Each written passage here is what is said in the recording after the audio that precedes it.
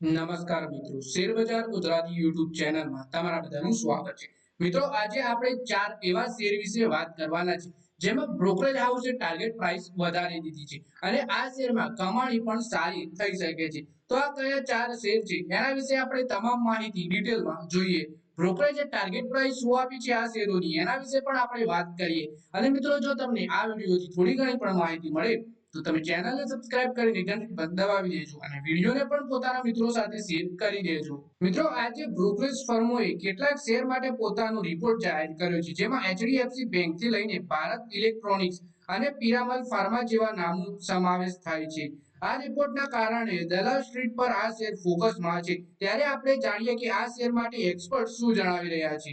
HDFC bank વિશે વાત કરીએ તો બ્રોકરેજ ફર્મે એચડીએફસી બેંકના શેરને બાય રેટિંગ આપ્યું છે. તેની ટાર્ગેટ પ્રાઇસ વધારી ₹2010 પ્રતિ શેર કરી છે.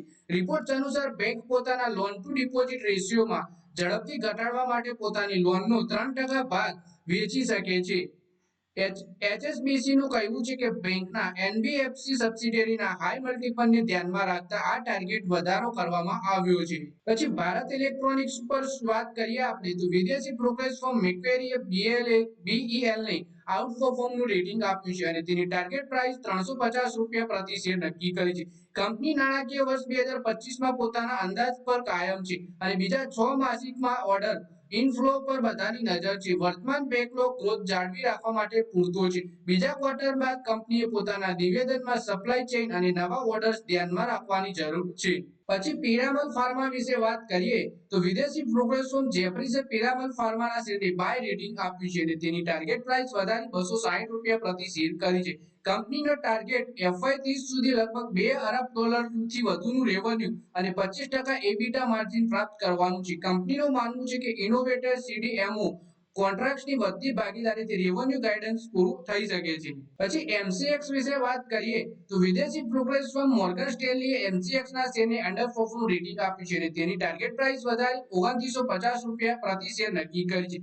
સેબીના નવા નોર્મ્સ અંતર્ગત ટ્રાન્ઝેક્શન ફીસમાં ફેરફાર થઈ શકે છે, જેનાથી નાણાકીય વર્ષ 2026ના એપીએસમાં 5%ના વધારાની સંભાવના છે. મોટી સંખ્યામાં ટ્રેડ કરતા ટ્રેડર્સને આ વધારાના કારણે નુકસાન થઈ શકે છે.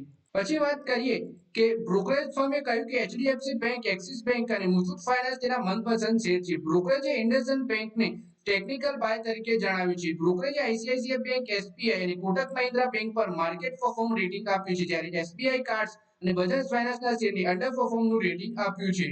તો મિત્રો, આ વિડીયોમાં આપણે ચાર એવા શેર વિશે વાત કરી જેમાં બ્રોકરેજ હાઉસ બુલિશ છે અને ખરીદીની રેટિંગ આપી છે. તો મિત્રો, આ વિડીયોમાં બસ આટલું જ. હવે મળીએ આવનારા વિડીયોમાં. ત્યાં સુધી વિડીયોમાં લાઈક કરો, કોમેન્ટ કરો અને વિડીયો પોતાના મિત્રો સાથે ફેસબુક, ઇન્સ્ટાગ્રામ, વોટ્સએપ બધી જગ્યાએ શેર કરો.